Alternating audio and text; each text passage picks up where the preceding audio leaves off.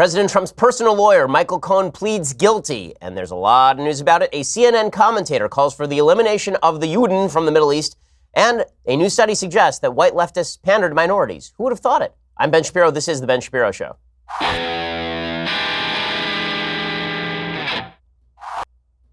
The news cycle simply does not slow, and we will get to all of it in just 1 second. But first, let's talk about what you need to do if you actually want to sell your house. So, a couple of years ago, I had to sell my house, or wanted to sell my house, and I was looking for a great real estate agent, and it was very difficult. I had to go through several real estate agents before we found the right one who was able to sell our home at the right price in the right amount of time. You shouldn't have to struggle through that. You should have the best real estate agent available to you anytime, and this is why you need HomeLight.com. It's the innovative solution that makes it easy to find the best real estate agent for you. Why do you need a top real estate agent? Because on average, top agents sell homes 8 days faster and 9% above asking price, which could mean thousands of dollars back in your pocket. Having a great real estate agent makes a huge difference. I know I've had bad ones and I've had good ones. HomeLight is 100% free, unbiased, and it takes less than 2 minutes. Unlike some other real estate agent sites, agents actually can't pay to advertise on HomeLight. Instead, HomeLight uses data from over 38 million home sales and 2 million agents to recommend the top real estate agents. HomeLight brings trust and transparency to the real estate space so you can buy or sell with confidence knowing that you're working with the best real estate agent for your needs. They've introduced over 247,000 buyers and sellers to top local real estate agents. So if you're planning to sell your home,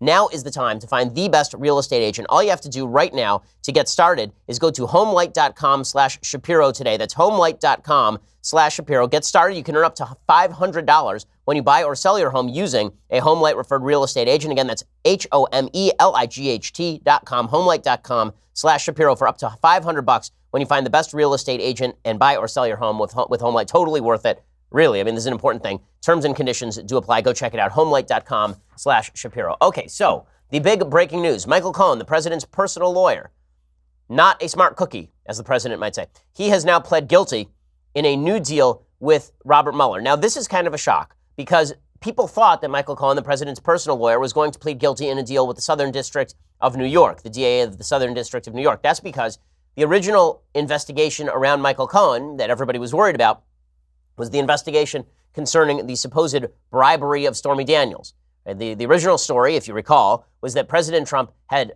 allegedly used Michael Cohen as a thoroughfare for paying off his former lover, Stormy Daniels, and had done so specifically in order to avoid campaign finance law. That was the allegation in any case. That's why the Southern District of New York was investigating, because it had nothing to do with election 2016 and the Trump-Russia election stuff. It had to do with campaign finance reform. It had to do with the election, but not with any of the Trump-Russia stuff that is actually under Robert Mueller's purview. Well, now it turns out that Michael Cohen has pled guilty in a deal with Robert Mueller. So why exactly is he pleading guilty in a deal with Robert Mueller? Well, here's where things begin to get quite dicey for the Trump campaign/administration. Here is the ABC News report. Special counsel Robert Mueller has reached a tentative deal with Michael Cohen, the former personal attorney and longtime fixer for President Donald Trump, sources told ABC News. Cohen appeared in federal court in Manhattan Thursday, where he entered a guilty plea for misstatements to Congress in closed-door testimony last year about his contacts during the presidential campaign. And the AP reported that it was a surprise appearance, which is sort of a weird statement. It's like Barbra Streisand showing up randomly at the Hollywood Bowl, except that it was Michael Cohen showing up in court to plead guilty. First of all, it is a very rare occurrence when somebody pleads guilty for misstatements to Congress. That's very rare. What it suggests is that Mueller thinks that he had more hanging over Cohen's head. Cohen pled guilty to a lesser charge and then gave all sorts of material to the Mueller investigation. So what exactly is the Mueller investigation getting in return for allowing Michael Cohen to take a light guilty plea? Well, here's what ABC News reports. Cohen's earlier plea deal, federal prosecutors in the Southern District of New York implicated President Trump in campaign finance felonies. Since then, Cohen has spent more than 70 hours in interviews with Mueller's team. Never a good thing. The questioning has focused on contacts with Russians by Trump associates during the campaign, Trump's business ties to Russia, obstruction of justice, and talk of possible pardons. Sources familiar with the discussions have told ABC News. Kendall Coffey, a former U.S. attorney in Florida, says the potential significance of Cohen's cooperation is immense. So what exactly is Cohen telling the Mueller investigation? That is not eminently clear at this point, but the suggestion is that Cohen lied to Congress about President Trump's continuing connections with Russian companies in the middle of the 2016 election. Sources familiar with the special counsel's proposed agreement with Cohen told ABC News the 52-year-old New Yorker will admit to making multiple misstatements to two congressional intelligence committees investigating alleged collusion between the Trump campaign and Russia to influence the 2016 presidential election. It was not immediately clear what Cohen told the congressional committees in the fall of 2017 that he will now say was false. The other reports are already speculating that it's that Cohen had said that Trump was not involved in negotiations over the building of a Trump Tower in Moscow into mid-2016, and now it turns out that Trump was directly involved in exactly those sorts of conversations. Cohen played an integral role, according to ABC News, in discussions about a possible Trump Tower in Moscow, negotiations that were going on at least through the early stages of the 2016 presidential campaign. So here's where we get a problem. Okay, the reason that this is a problem is because if it turns out that the president of the United States during the 2016 campaign was involved in business transactions with the Russian government, and the Russian government was basically rooting for Trump to win because they thought that they had him bought, and thus they were helping him out in the election, this is another avenue of investigation for Mueller. Cohen, according to the Steele dossier, it asserted that Cohen had a key role in secretive Trump campaign connections with Kremlin operatives. Cohen claimed in a statement that the proposal he worked on during the campaign to build a Trump property in Moscow, quote, was solely a real estate deal and nothing more. Cohen said the plan was terminated in January 2016 after it was determined that the project was not viable for business reasons. Now, apparently, he is saying something different. Now he is saying that the deal continued all the way into June 2016. This is according to Reuters. President Trump has responded. He denied working on a Trump Organization real estate project in Moscow, which Cohen said they'd pursued until June 2016 during the presidential campaign. Trump attacked his former lawyer. He called him a weak person and accused Cohen of lying about the real estate project to try and obtain a reduced sentence from prosecutors. Trump told reporters outside the White House he had decided not to build the building in Moscow, although he did not specify when he decided against pursuing that project. Now, again, the reason this is important is because if Trump was actually in the middle of business negotiations with a geopolitical enemy of the United States, in the middle of a presidential run in which there are accusations that that geopolitical enemy was rooting for Trump and trying to hack his political opponent in order to release material to get an ally elected, that is a problem. Now, even if that were true, would that mean that there was active collusion between Trump and the Russians? No, actually. Right? Let's say that President Trump were in the middle of a business relationship with the Russian government to build a Trump Tower in Moscow. Would that look bad? Sure, that would look really bad. Would it look about as bad as Hillary Clinton using the State Department to reach out to various and sundry governments who were giving donations to the Clinton Foundation? It would look kind of like that. Would it mean that President Trump was selling influence? No, because he wasn't president yet. Would it mean that he was colluding with the Russians to release Hillary Clinton's emails? No, that would have to be proven independently. However, it would create an incentive for the Russian government to want Trump to win. And this has been a hot point of contention in the Mueller investigation all along. Is that the Russians really wanted Trump to win, or is it that they just wanted to cause electoral chaos? So there's been a split in the intelligence community over which it is. Did they actually want Trump to become president, and so they were rooting against Hillary and trying to undermine Hillary, or were they undermining Hillary just to create chaos, assuming that Hillary Clinton was going to win anyway? So all of this is obviously dicey for President Trump, and it comes amidst a bunch of other dicey material with regard to President Trump. And that other material includes the Mueller office now looking at phone calls between President Trump and Roger Stone, a longtime President Trump confidant. As we mentioned yesterday, there was all this material that was coming out with regard to Roger Stone, the suggestion that Roger Stone had been coordinating with WikiLeaks in the dump of material on Hillary Clinton, and that he had been sort of a go-between for President Trump and WikiLeaks. Mueller's office is now apparently looking at late-night phone calls between Roger Stone and President Trump, according to the Washington Post. This broke late yesterday. The calls almost always came deep into the night. Caller ID labeled them unknown, but Roger Stone said he knew to pick up quickly during those harried months of the 2016 presidential campaign. There'd be a good chance the voice on the other end of the line would belong to President Donald Trump, then just Donald Trump, dialing from a blocked phone number. Those nocturnal chats and other contacts between the man who now occupies the Oval Office and an infamous political trickster have come under intensifying scrutiny as special counsel Robert Mueller's investigation bores into whether Stone served as a bridge between Trump and WikiLeaks as the group was publishing hacked emails. Roger Stone, of course, denies that President Trump and he ever talked WikiLeaks. Who the hell knows whether that is true or not? Roger Stone is a congenital liar, and President Trump is not exactly forthcoming on these matters. Here's Roger Stone telling Sean Hannity, no, we never talked about any of that sort of WikiLeaks stuff. Did you ever talk to the president about Julian Assange or WikiLeaks ever? Absolutely not. So the president told the truth in what we learned today? Yes, absolutely. We at no time did Donald Trump and I, either candidate Trump or President Trump, discuss WikiLeaks. Meanwhile, Jerome Corsi, another supposed go-between between WikiLeaks and actually Roger Stone, Jerome Corsi rejected a plea agreement this week suggesting that he was not going to be forced to lie by the Mueller team. He says, listen, I'm not taking a deal and I could go to jail because I'm not going to allow Team Mueller to force me to lie in order to go after President Trump. You were offered a plea deal by Bob Mueller's team. That's correct. Why did you reject it? Well, I felt the deal was fraudulent. It required me to lie, and it required me to violate various regulations, and even, I thought, commit fraud. And I won't do that. I will not lie to keep myself out of jail. And I realized that I could go to jail for the rest of my life. I'm 72 years old. I might die in jail, but I'm still making this decision. Okay, so one of the possibilities here is that it's not that he's actually innocent in all this stuff. It's that he's angling for a presidential pardon like Paul Manafort. But Michael Cohen obviously has despaired of a presidential pardon and is now working with the Mueller investigation forthwith. Stone and Corsi both have defense arrangements with President Trump's team. This leads to a point that we were talking about yesterday with regard to the possibility of President Trump pardoning Paul Manafort or pardoning Roger Stone or pardoning Jerome Corsi. The president could theoretically cut off all ends of an investigation simply by pardoning all the people who are under investigation. Ken White, known as Popat on Twitter, he's a criminal defense lawyer, former federal prosecutor. He has an article in the New York Times specifically talking about Paul Manafort and why Paul Manafort has a defense agreement and why exactly the Mueller team is now deciding to revoke his plea arrangement in favor of prosecuting him more strongly. Here's what Ken White says. He says, on Tuesday, the Times reported that Mr. Manafort's lawyers have been telling Mr. Trump's lawyers what the special counsel asked Mr. Manafort and what the latter said in response. The first development isn't much of a surprise. This is the development that suggests that Mueller filed a status report accusing Manafort of lying. Wise prosecutors know cooperating witnesses can be notoriously unreliable. It's not unusual for prosecutors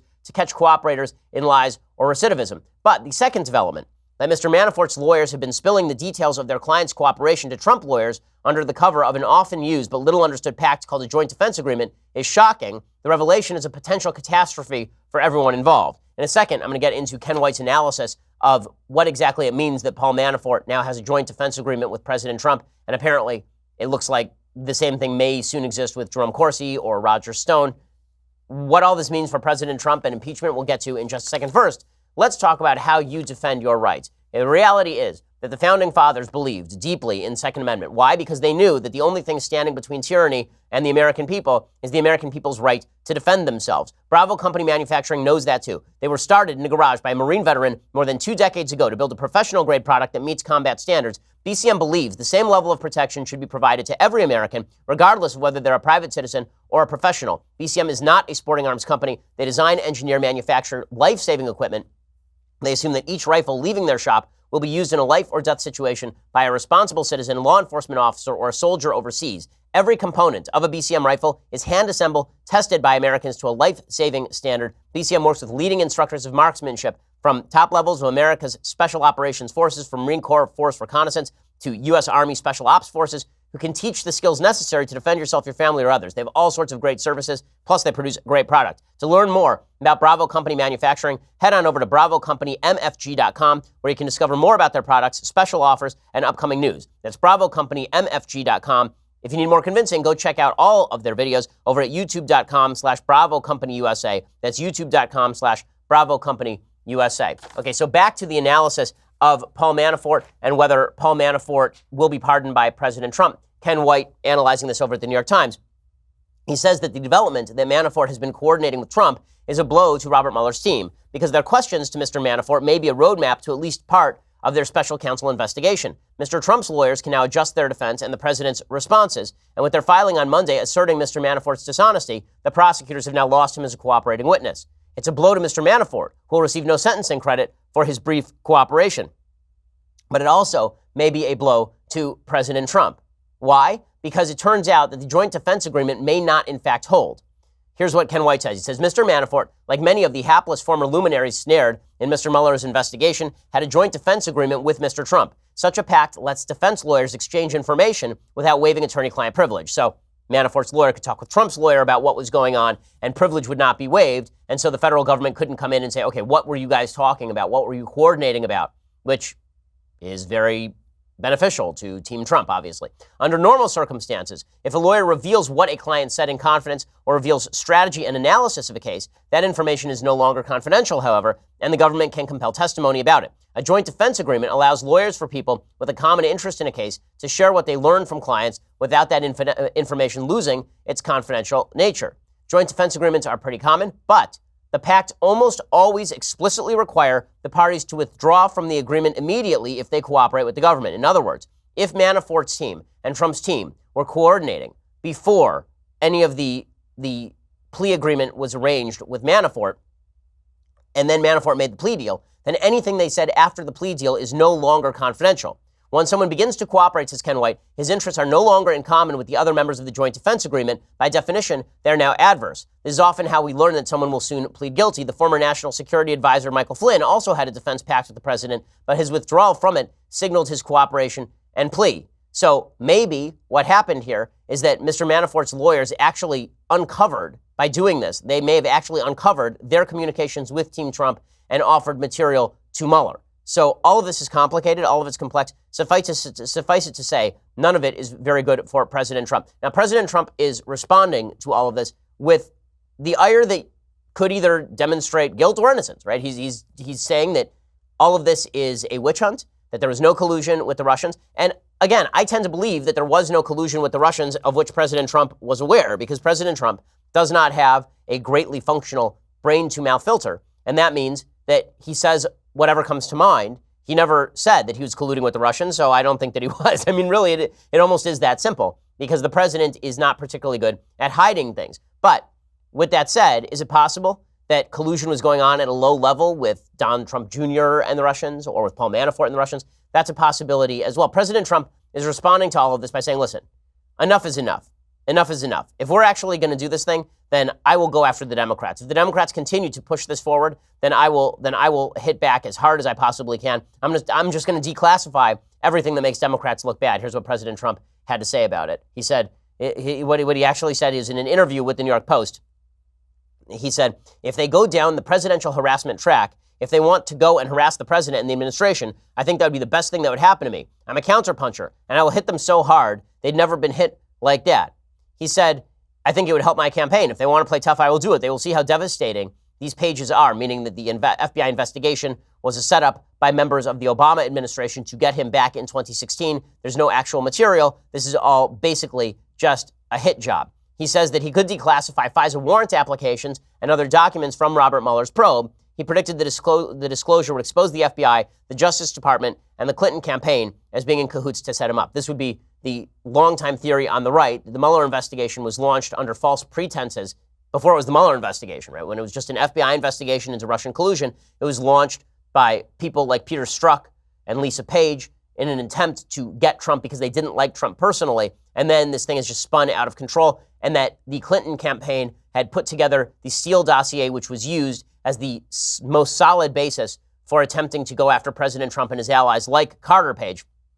President Trump threatening to declassify all of that. I've always asked why he didn't declassify all of that. He basically said, I didn't want to do it yet because I can save it, meaning that maybe he wants to drop that as the responsive bombshell.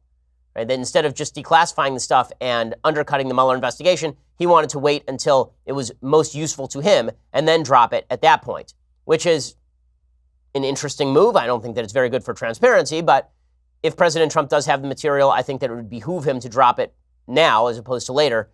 Again, using material that implicates the FBI, DOJ, and Clinton campaign in corruption, keeping that under wraps as just a response, maybe politically smart, but it's not particularly good for the country. President Trump also responded to accusations that he is engaged in obstruction of justice because the president came out and you recall that he has now gotten rid of Rod Rosenstein over at the Department of Justice. And he had retweeted a picture of a bunch of Democrats and Rod Rosenstein, showing his deputy attorney general there, and they are all behind bars. Why was he showing his own deputy attorney general behind bars?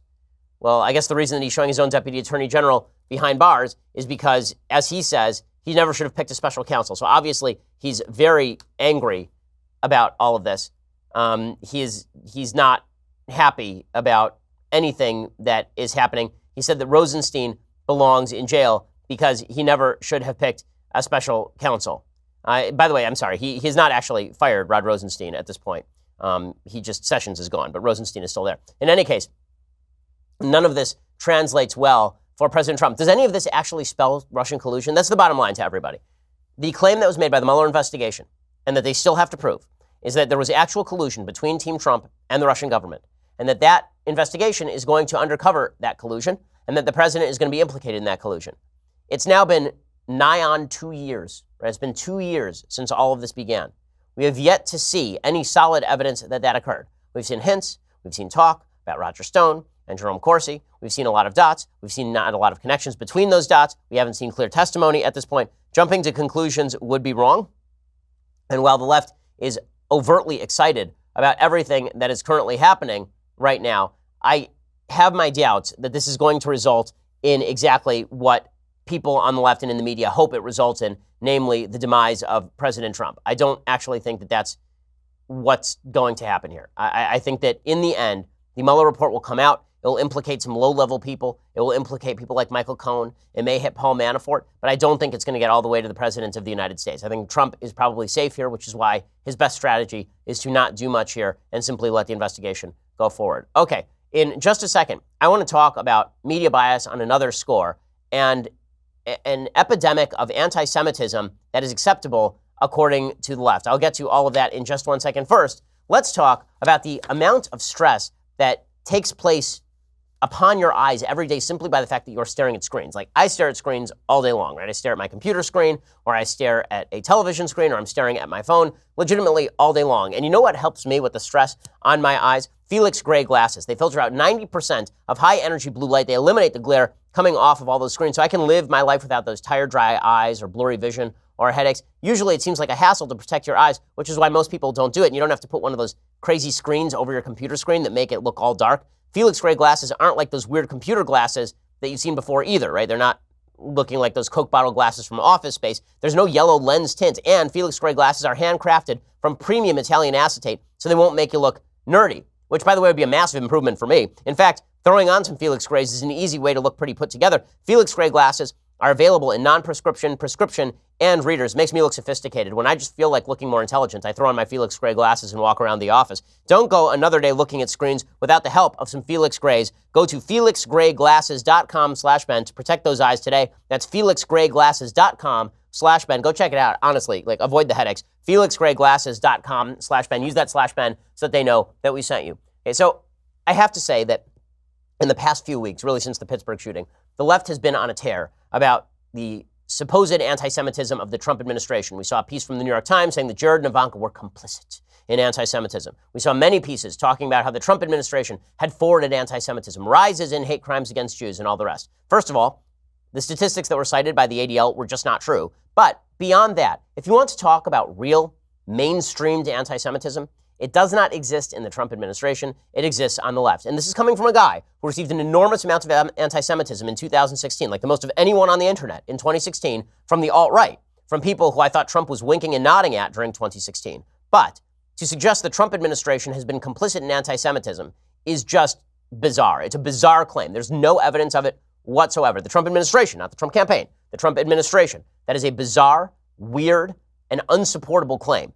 The mainstream left, however, is daily involved in anti-Semitism. And it is amazing to watch as the left defends its own from open anti-Semitism. The latest example comes courtesy of a guy named Mark Lamont Hill. Mark Lamont Hill is considered an intelligent political commentator over at CNN. And he was speaking at the UN yesterday, and he called for the elimination of the State of Israel. He used the language of Hamas. Hey, here's what Mark Lamont Hill had to say. We must advocate and promote nonviolence at every opportunity, but we cannot endorse a narrow politics of respectability that shames Palestinians for resisting, for refusing to do nothing in the face of state violence and ethnic cleansing, to commit to political action that will give us what justice requires. and that is a free Palestine. Okay, a free Palestine. And then he went on and he said that the free Palestine must be from the river to the sea, which is the 1488 statement. So the 1488 statement in Nazi terminology, it's meant to be 88 is supposed to be the eighth letter of the alphabet twice. So Heil Hitler. The 14 words are something like we pledge to protect and keep the white race or some such nonsense. The 1488 statement is sort of the credo of Nazis. Okay, the credo of radical Muslim Nazis. Okay, the credo of these folks is Palestine shall be free from the river to the sea. This is a thing that gets chanted at every terrorist rally. The idea being that Palestine from the river to sea, meaning the Jordan River to the Mediterranean Sea, will be entirely Judenrein. Right? The idea here will be that Palestine will exist, Israel will no longer exist, Palestine will replace Israel, and that inherently means the destruction of the Jews and the genocide of the Jews. Okay, they've not been hiding the ball on this. It is not as though any of this is a giant secret. None of this is a giant secret. Okay, and Mark Lamont Hill has a long history of such anti-Semitic comments. Okay, in May 2018, Hill implied that Israelis were murderers in the Huffington Post, according to Hank Berrien over at the Daily Wire. He says this is about the 70-year struggle of a people who have been expelled, murdered, robbed, imprisoned, and occupied. He defended Palestinians' right to use violence against Israel, and then said the Palestinians actually wanted peace, which is nonsense. He then continued by slamming Israel's right to exist. He said, by naturalizing the idea that nation states have a right to exist, we undermine our ability to offer a moral critique of Israel or any settler colony's origin story. Israel is not a settler colony. Israel is the eternal homeland of the Jewish people. The only reason anyone cares about it ever historically is because the Jews were there first. It is biblically promised, and not only that, there's been a continuous presence in the land of Israel by Jews since anyone gave a damn about the land. Mark Lamont Hill is also a guy who has who's basically sloughed off openly anti-Semitic commentary from Louis Farrakhan. Mark Lamont Hill said that it was offensive to compare Palestinian resistance to settler colonialism to the actions of ISIS, even while Hamas was firing rockets at Jewish areas. And in 2014, he tweeted that he opposed the occupation of Gaza, the only problem being that there was no occupation of Gaza. Israel left Gaza in August of 2005. In 2008, Sean Hannity confronted Mark Lamont Hill with the remarks of Louis Farrakhan. Louis Farrakhan had called Judaism a gutter religion. Mark Lamont Hill was tight with Louis Farrakhan. And here is what Hill said. He said, quote, I do not know whether Farrakhan is an anti-Semite. Those quotes are severely out of context. Okay, so Mark Lamont Hill has been a long-time anti-Semite. There's not really a lot of question about this. His statement here is an open embrace of anti-Semitism. So what have you seen from the left? Nothing. Dead silent. Nothing. Not a thing. So we get a lot about Steve King. And we get a lot about President Trump. We get a lot about the alt-right. And we hear a lot about anti-Semitism on the right, even though the amount of anti-Semitism on the right is significantly lower than the amount of anti-Semitism on the left. But Mark Lamont Hill goes out there and says, from the river to the sea, Palestine shall be free, calling for the full-scale genocide of 7 million Jews. And everybody's like, oh, whatever. Whatever. It's just CNN commentator. So what? And this does have an interesting relationship with the left's view of anti-Semitism generally. So in this context, I bring up Alexandria Ocasio-Cortez. Now, every time I bring up Alexandria Ocasio-Cortez, I do so with this proviso. The reason I'm talking about Alexandria Ocasio-Cortez is because she has been appointed by the media and many on the left as a thought leader for the Democratic Party. I'm not picking, it's not like I just pick random Congress people out of a hat.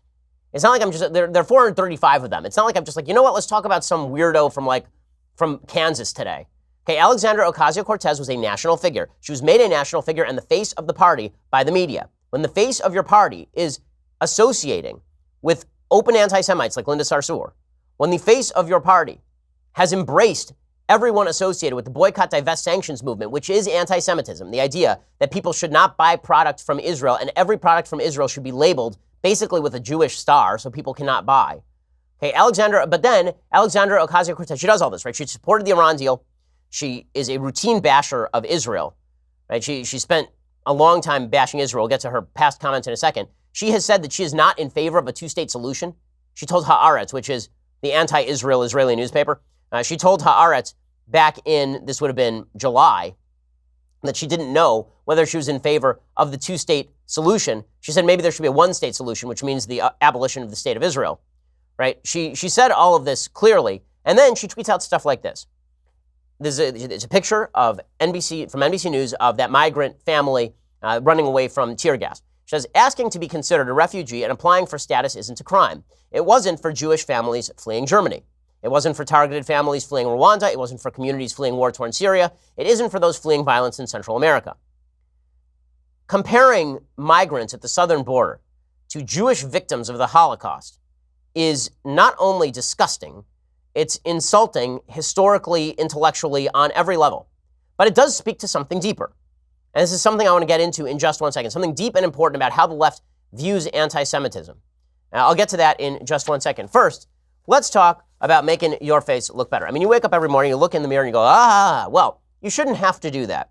Okay, it's that saggy jawline, that jawline double chin, that's what gives your age away. Well, you don't have to do that. Introducing the brand new Genucell jawline treatment with dual peptide and MDL technology, Chamonix's most advanced technology ever. It not only tightens that saggy jawline, it plumps the lipophilic layers of your skin to contour and define the jawline within minutes. You use peptides and metolactones together for the first time, and it works amazingly quickly. The results get better every day. No one else has this technology or their proprietary chemical-free base. So say goodbye to that double chin. Minimize that double chin right now. And here is the good news. It is yours free when you order Genucell for the under-eye bags and puffiness as well. I know that this product is great because my mom uses it. It comes to our house. It originally came from my wife. My mom grabbed it. She started using it. And now every time it shows up at the house, my mom steals it. Thanks, Mom. For results in 12 hours, Genucell's immediate effects is also free. Text CHIN to 77453 or go to genucell.com for this introductory offer. Imagine that double chin going away in about a week with that jawline treatment. And here's the thing. It's 100% guaranteed or you get your money back. So if you don't like what you're seeing, well, you get your money back. So what are you risking exactly? Text CHIN to 77453 or go to genucell.com. One more time, CHIN. Text it to 77453 or go to genucell.com. Go check it out right now. Okay, I want to get to why the left completely blows it on anti-Semitism and a deeper form of anti-Semitism in which the left is engaged, which is really messed up. I'll talk about that, plus a new study about how the left treats black folks in the United States, which is pretty fascinating and I think worthy of discussion. And I have to tell you this story of how a pedophile basically escaped prosecution because he happened to be rich and had famous friends. We'll get to all of that, but you're going to have to go over to dailywire.com and subscribe. For $9.99 a month, get the rest of this show free, get the rest of Andrew Klavan's show, get the rest of Michael Knowles' show. When I say free, I mean for $9.99 a month. You get all of those things behind the paywall, and you also get access to our Sunday special. We have a bunch of fantastic Sunday specials coming up. I'm very excited. It's a lot of religion talk just before Christmas, but it's religion and politics. So much good stuff over there. We have so much brand new material. I can't even explain to you how much great stuff you are going to get when you go behind the paywall. I will say to you that with $99 a year instead of $9.99 a month, you get this, the Leftist Tears Hot or Cold Tumbler. Now, I've been making the claim that this is keeping me free from disease. So far, so good. I will keep making that claim until I actually am diseased, at which point I will claim it had nothing to do with the tumbler. So, full disclosure, it is a great tumbler, okay? It keeps your hot drinks hot. It keeps your cold drinks cold. How does it know? Go check it out right now for $99 a year. It's pretty spectacular. Also, make sure that you check us out, YouTube, iTunes. Please leave us a review at iTunes. It always helps our ranking over there. We are the largest, fastest growing conservative podcast in the nation.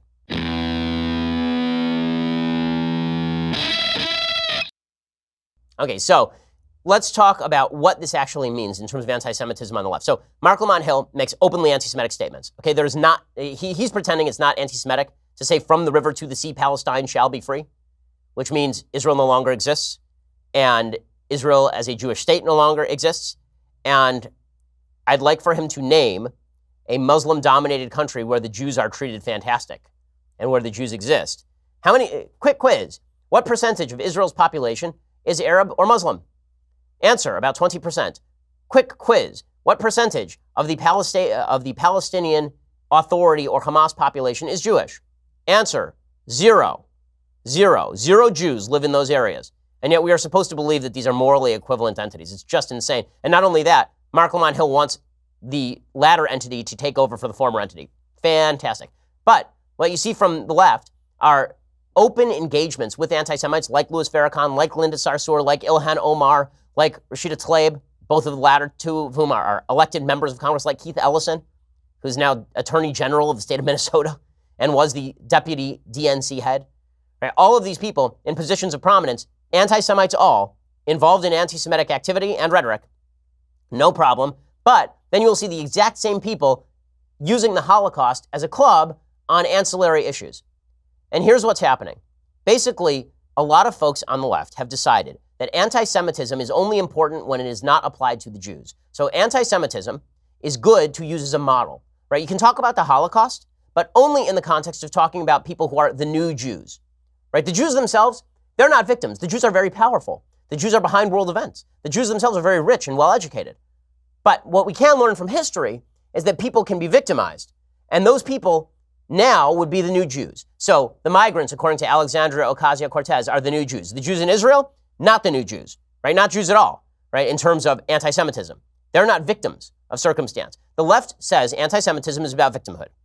Victimhood does not apply to the Jews. It applies to the new Jews. There's been a sort of replacement theology in anti-Semitism on the left, in which the Jews have been removed from the question of anti-Semitism. And this allows folks on the left to engage in open anti-Jewish behavior, open anti-Semitism, while simultaneously using anti-Semitism as an excuse for pushing policy with regard to other groups. Now, you would never see this. This in and of itself is a form of anti-Semitism. The reason I say that is that you would never see this with regard to any other group. Okay, you don't see it. You don't see anybody say, you know what, black slavery. The black folks in America, they're just fine. Like, let's not talk about black folks in America anymore. The real slaves, the real black slaves in America today are X group. If you said that, you would be accused of making light of slavery, and properly so. But instead, what we've got on the left is we can use the Holocaust and use it as the basis of arguing about migration patterns on our southern border. But we can simultaneously pretend that Hamas is fine and that Israel should be boycotted and divested from. If you're making anti-Semitism a political tool on behalf of a non-Jewish disfavored group, and you're ignoring your own treatment of the Jews, I would suggest that you are making light of anti-Semitism and, in fact, engaging in a soft form of it. In Mark Lamont Hill's case, not even a soft form, a very hard form of anti-Semitism. Okay, speaking of intersectionality and race, I do have to point out today that when it comes to leftist hypocrisy on racism, there is really no limit. Jay-Z, who has been hosted at the White House, right? He's a great American political figure. You know, it was really bad when Kanye West went to the White House, but when Jay-Z went there with Obama like every 5 minutes, that was totally cool. And Jay-Z, he made a statement today. He is in a case with the American Arbitration Association. They are judging a trademark case. And here is what he said. He said, the AAA's lack, the American Arbitration Association's lack of African-American arbitrators came as a surprise, in part because AAA's advertising touts its diversity. He says that the panel from the American Arbitration Association is too white to be fair. So this case is basically, Jay-Z filed a case against the clothing company Iconics to delay an impending arbitration over trademark infringement claims related to a line of Rock Nation baseball caps.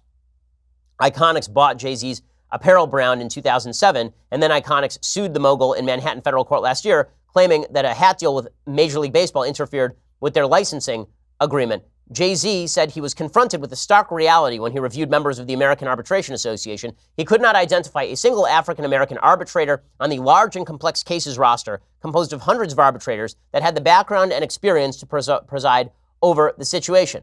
The association eventually identified 3 black arbitrators, but one of them couldn't serve due to a conflict of interest. Jay-Z argues minority business owners should be able to select from a group that reflects the diverse population. I'm old enough to recall when President Donald Trump, then a candidate Donald Trump, said that a judge of Mexican heritage could not adjudicate properly his Trump University case in California because he had a particular immigration program and the quote-unquote Mexican judge would be biased against him. This was called racism. It is also called racism when Jay-Z says, I cannot have anyone but a black person arbitrate my case. It's plain, simple racism. But if you're on the left, that sort of racism is just fine. So racism in which a member of the black community says only black people can judge me, that's cool. Anti-Semitism, in which we talk about the elimination of Israel while at the same time using the Holocaust to promote immigration policy on our southern border, that's totally fine, according to the left. And the white left just goes along with this. Why do they go along with this? Because the white left panders. Okay? And they don't just pander in terms of their policy. They pander in terms of their language. This is a fascinating new study. It's a study from Yale Insights. It reports that Sidney Dupree, assistant professor of organizational behavior at Yale School of Management, and her co-author, Susan Fisk of Princeton University, they wanted to know how whites interacted with minorities. Dupree stated, there's less work that explores how well-intentioned whites try to get along with racial minorities. We wanted to know their strategies for increasing connections between members of different social groups and how effective these strategies are. I'll tell you the punchline of the study in just 1 second. So here's what happened. The researchers examined the words used in 74 different campaign speeches delivered by Democrats and Republicans over a 25-year period. Around half the speeches were delivered to a mostly minority audience.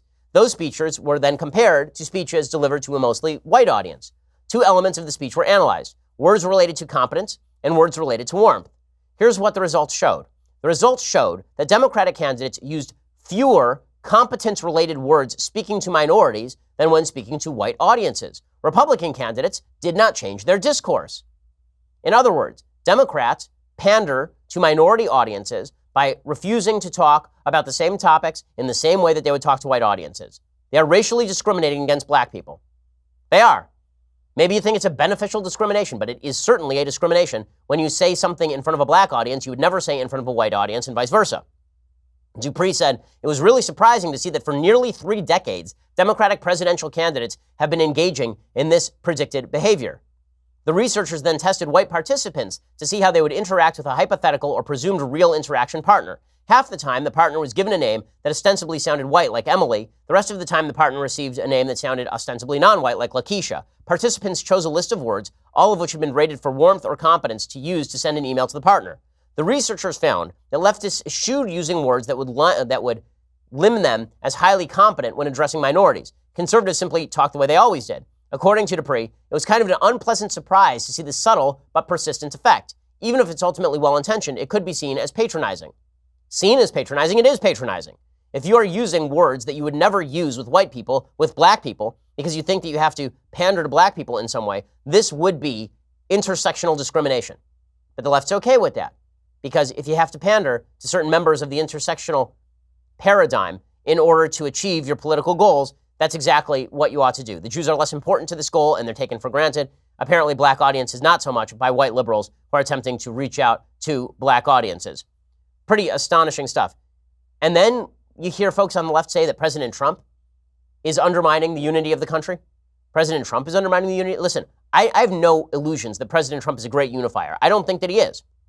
I think President Trump can do better on that score. But to suggest that the left is a great unifying body in America is a lie. President Trump is a reactionary force. President Trump and the current Republican administration are a direct reaction to the polarization of politics around racial and identity politics for 8 years under Barack Obama and longer under the Democratic Party more generally.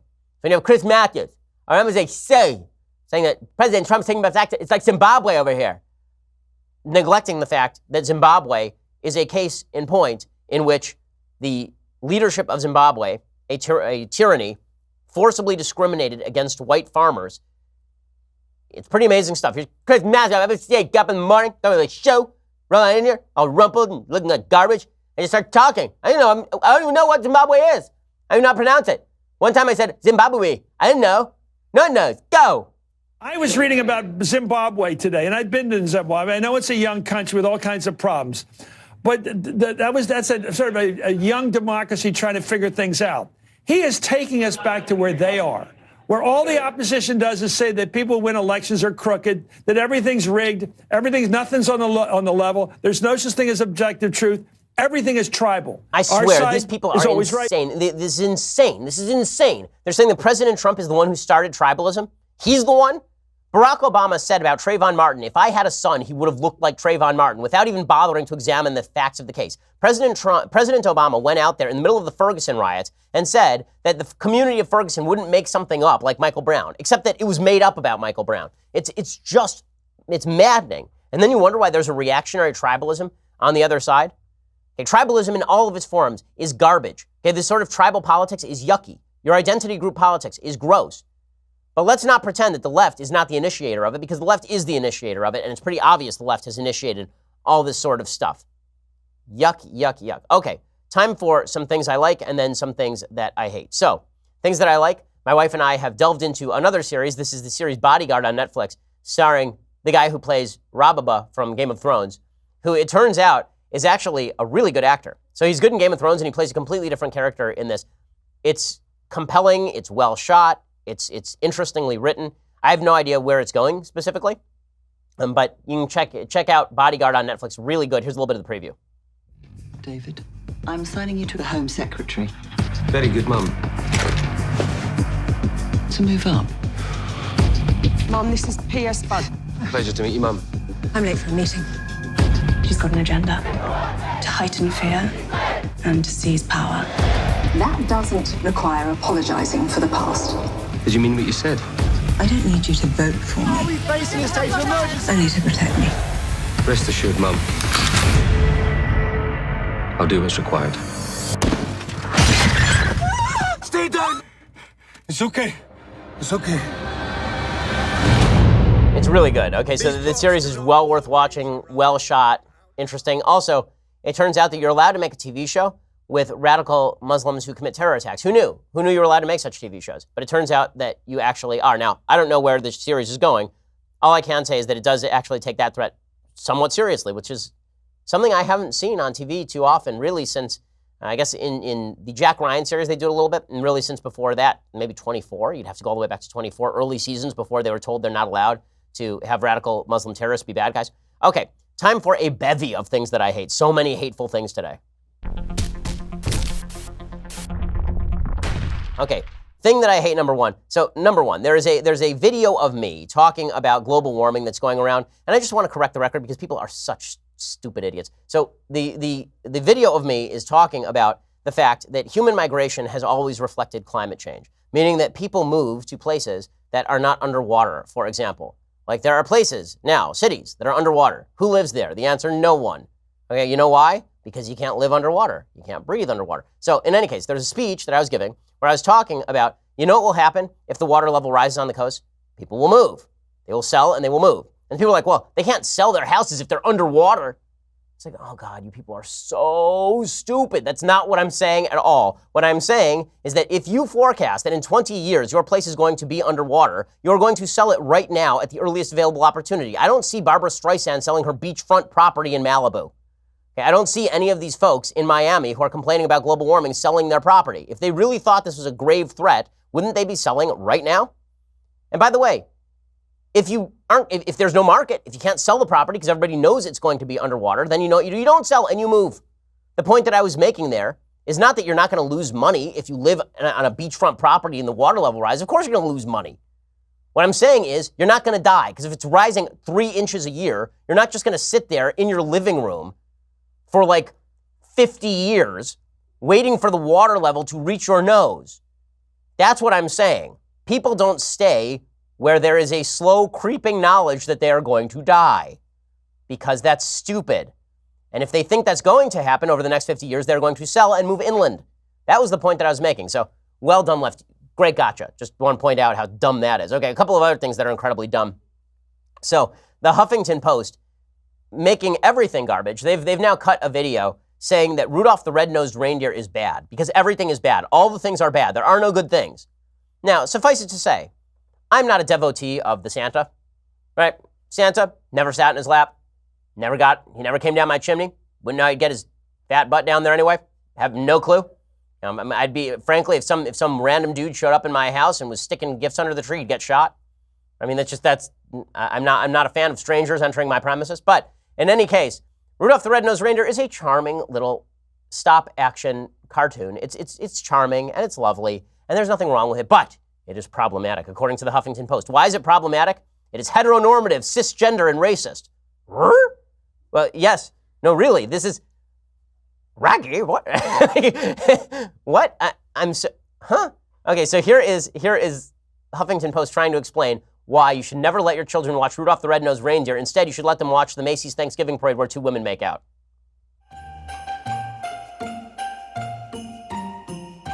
Rudolph the Red-Nosed Reindeer is a holiday classic, says the Huffington Post. That returns to TV each holiday season. But lately, viewers are noticing the tale may not be so jolly after all.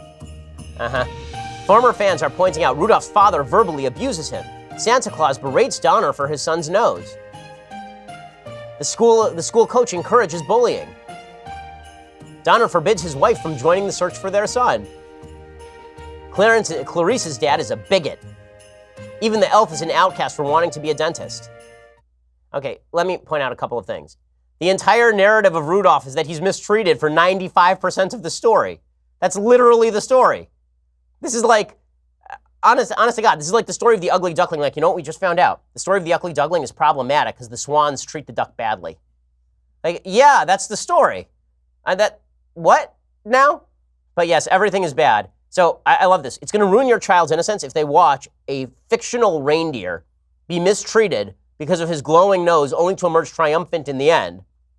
Your child will not be damaged if you put them on puberty blockers at age 6. Yeah, I'm going to trust you guys with my kids. Makes perfect sense to me. Okay, speaking of people who you should not trust with your kids, another thing that I hate today. So there's a story from ABC about how some people at Southwest were making fun of a 5-year-old. Why are they making fun of the 5-year-old? Because she has a weird name. Here's the mom talking about it.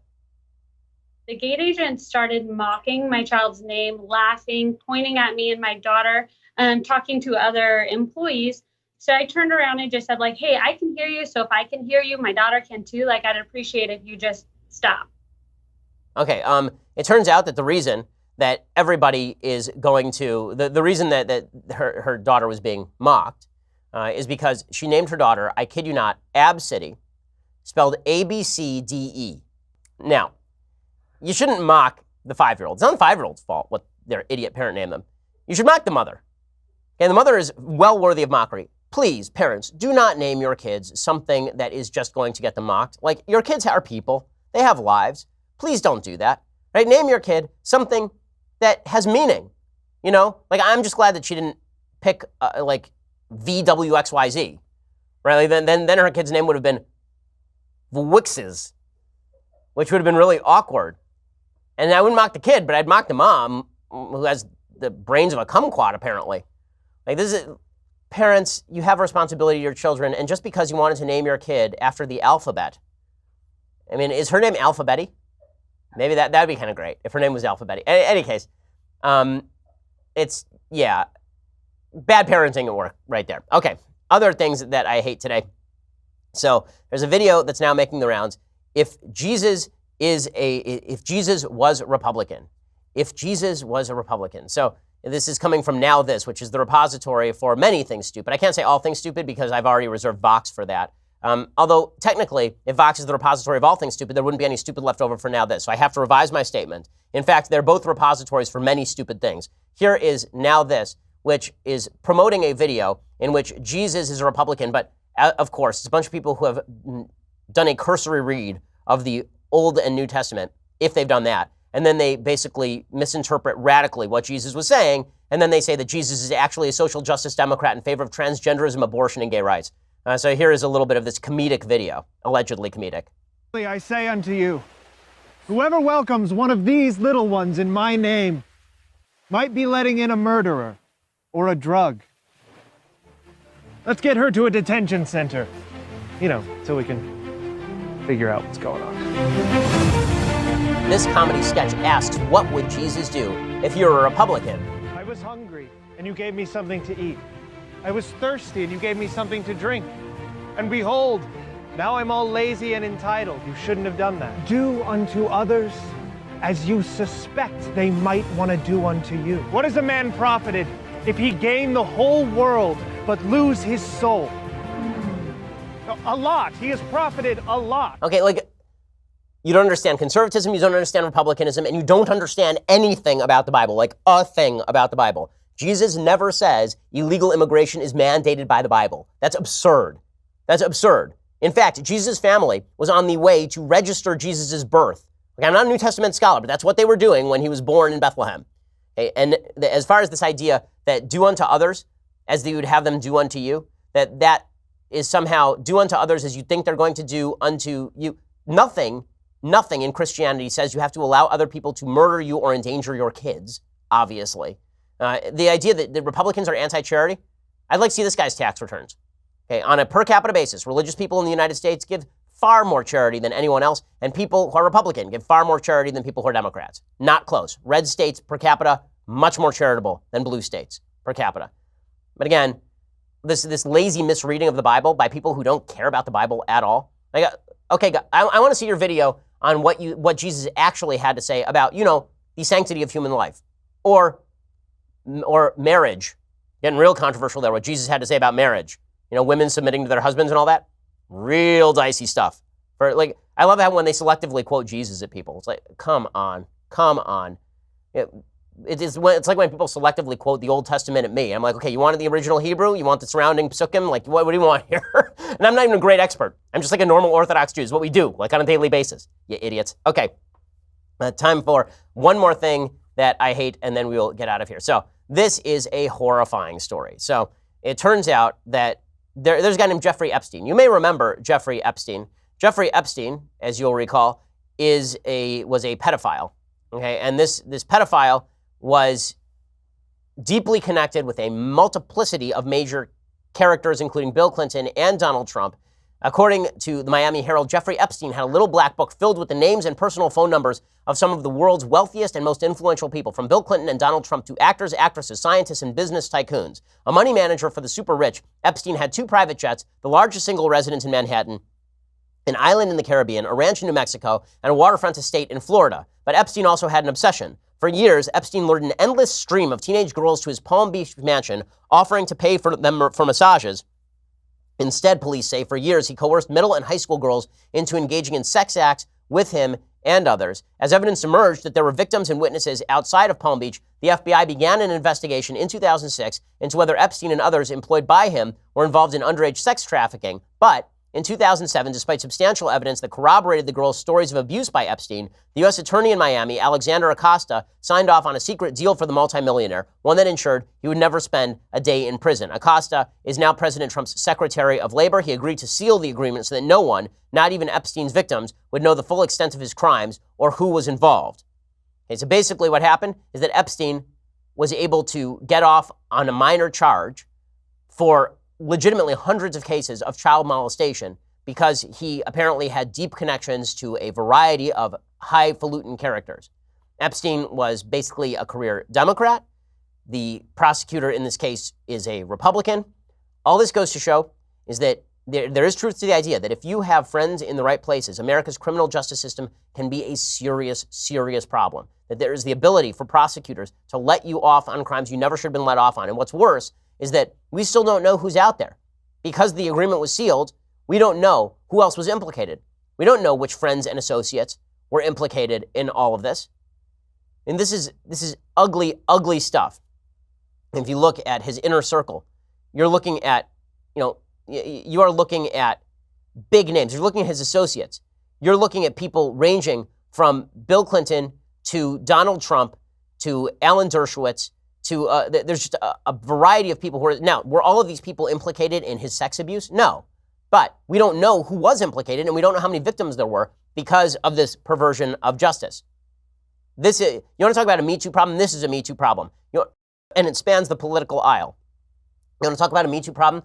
How about Les Moonves over at CBS, who apparently had a plan to bury a sexual assault allegation, and it's reported by the New York Times today. Powerful people have been getting away with bad crimes for a very, very long time in this country and in every other country as well. It is why the Bible says that you should treat the poor and the rich equally under justice and under the law. And it's why we have to have a justice system that is answerable for everybody. This Epstein case is just an example of how that is not true. Just a shocking, shocking story. Okay, we will be back here tomorrow with all the latest. I'm Ben Shapiro. This is The Ben Shapiro Show. The Ben Shapiro Show is produced by Senya Villarreal, executive producer Jeremy Boring, senior producer Jonathan Hay. Our supervising producer is Mathis Glover, and our technical producer is Austin Stevens. Edited by Alex Zingaro. Audio is mixed by Mike Caramina. Hair and makeup is by Jesua Alvera. The Ben Shapiro Show is a Daily Wire Forward Publishing production. Copyright Forward Publishing 2018.